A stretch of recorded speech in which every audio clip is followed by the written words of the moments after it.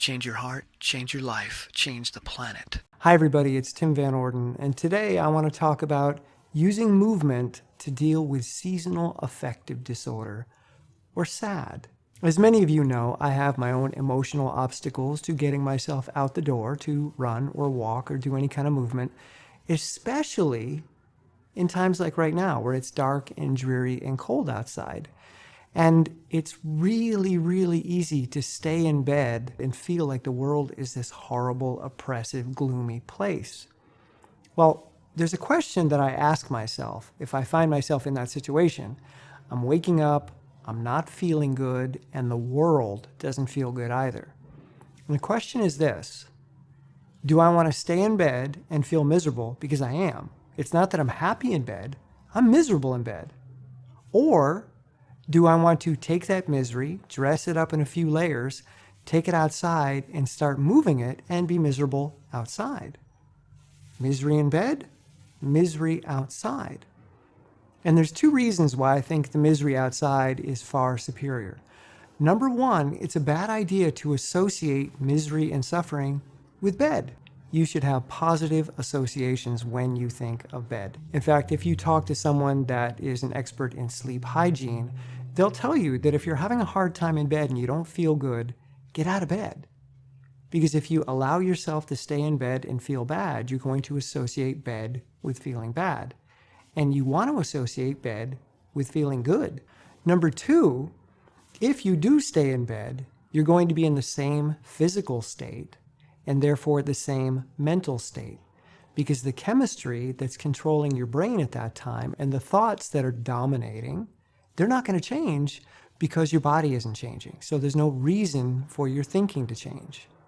But if you get outside and you move your body, you change your physiology, you change your biochemistry. And this in turn causes a shift in which parts of your brain are dominant. When you're inactive and just chewing over the same thoughts again and again and again, this is called rumination. And it's the job of a network in the brain called the default mode network to do just that, to make you go over the same things again and again and again and try to find solutions and try to get you to learn new behaviors based on the things that it's not happy about.